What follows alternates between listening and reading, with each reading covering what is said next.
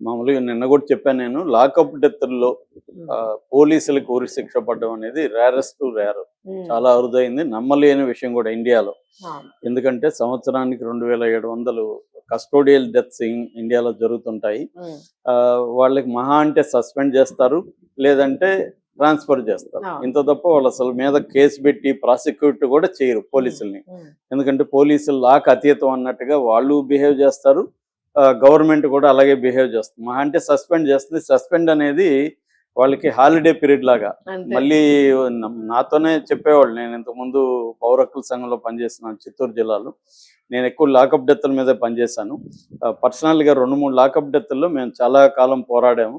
వాటిలో ఏమీ తేలేదు. చివరికి ఆమ్నెస్టీ ఇంటర్నేషనల్ దాకా కూడా మేము తీసుకెళ్ళగలిగాం. హ్మ్. కానీ ఫైనల్ ఫలితం ఏంటంటే ఏమీ జరగలే. సస్పెండ్ చేశారు.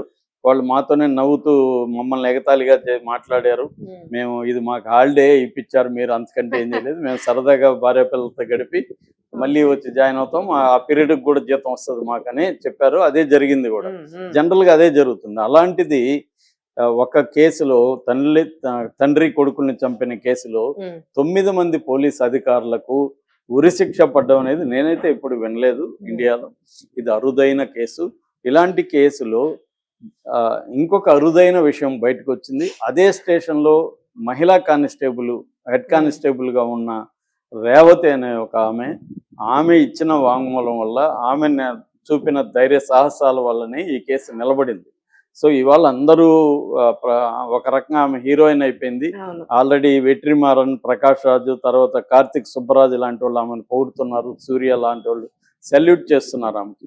మేబీ ఏ 'వెట్రిమారనో' ఆమె మీద ఒక వండర్‌ఫుల్ సినిమా తీయగలడు. హ్మ్. ఎందుకంటే ఆల్రెడీ ఇట్లాంటి పోలీస్ వైలెన్స్ మీద 'విచారణ' పేరుతో 'వెట్రిమారన్' ఒక అద్భుతమైన సినిమా తీశాడు. సో, అతను ఈమె మీద తీస్తే న్యాయం అవును. జరుగుతుంది యాక్చువల్‌గా. మరి తీస్తారో లేదో తెలీదు. అయితే అసలు ఆమె ఎలా ఆమె చెప్పాలని ఎందుకు అనుకున్నది? ఎందుకంటే స్టేషన్‌లో పనిచేస్తూ, ఆ స్టేషన్‌లో తమ పై అధికారుల మీద హ్మ్.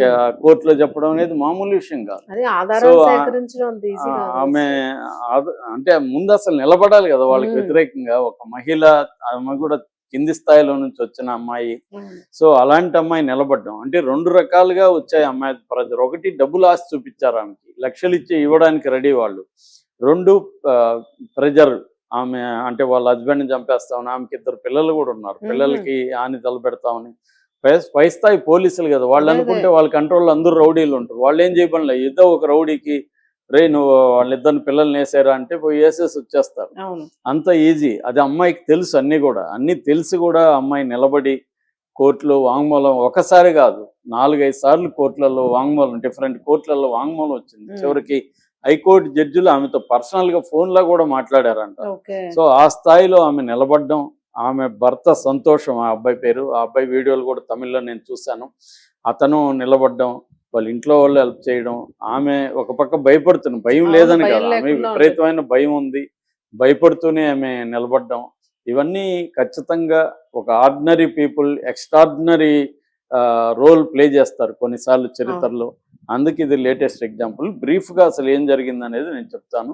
ఆ తర్వాత అమ్మాయి గురించి చెప్తాను. ఓకే. బ్రీఫ్‌గా ఏందంటే జూన్ ఆహ్, 19వ తేదీ 2020 లాక్‌డౌన్ ఉన్నది. ఆ లాక్‌డౌన్ ఉన్నప్పుడు అక్కడ తూత్తుకుడి అనే జిల్లా ఉంది తమిళనాడులో. తూత్తుకుడిలో సేతాంకుళం అనే ఒక స్మాల్ టౌన్ ఉంది. ఆ స్మాల్ టౌన్‌లో ఒక తండ్రి కొడుకులు 'జయరాజ్' అండ్ 'బెన్నిక్స్' అనే ఇద్దరు తండ్రి కొడుకులు. 'జయరాజ్‌కి' 59 ఏళ్ళు, కొడుకు 'బెన్నిక్స్‌కి' 31 సంవత్సరం. వీళ్ళిద్దరూ ఒక మొబైల్ షాప్ నడుపుతున్నారు. ఆ మొబైల్ షాప్‌లో టైమింగ్ కంటే కూడా అప్పుడేందంటే టైమింగ్స్ పెట్టారు. అవును. 7కంతా మూసేయాలి షాపులు అలాగా. సో, పోలీసులు సీఐ శ్రీధరు, శతాంకుళం పోలీస్ స్టేషన్ నుంచి సీఐ శ్రీధరు, ఎస్ఐ బాలకృష్ణ, ఇంకొక కానిస్టేబుల్ ముగ్గురు వచ్చారు. వచ్చినప్పుడు షాపు ఓపెన్ అయిందని చెప్పారు. నిజానికి ఓపెన్ అవ్వలేదనేది సిబిఐ మళ్ళీ హ్మ్. తేల్చింది. హ్మ్. కానీ బయటేదో ఉన్నట్టున్నాడాయన.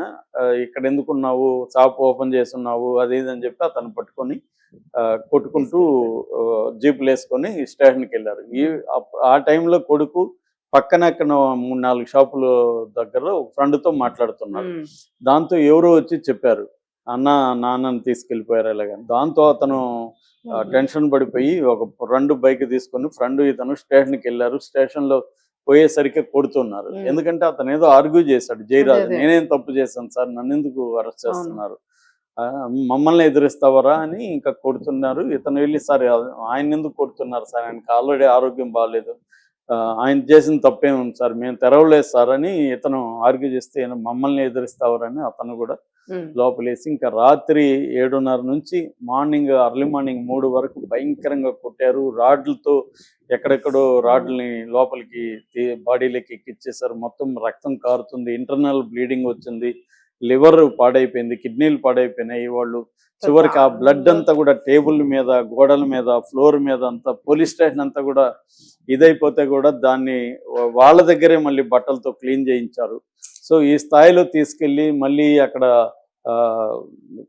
అక్కడ ఉన్న తూతుక్కుడి గవర్నమెంట్ హాస్పిటల్లో వాళ్ళని తీసుకెళ్తే అక్కడ డాక్టర్ వెన్నెల మామూలుగా అయితే ఆమె చేయాల్సిన పని ఏంటి, వాళ్ళని పరిశీలించి టెస్ట్ చేసి చేయాలి, అవేమీ చేయకుండా ఫిట్ అని రాసి ఇచ్చేసింది. దాంతో వాళ్ళు ఒక వీడియో కాన్ఫరెన్స్ లో మేజిస్ట్రేట్కి ప్రవేశపెట్టారు.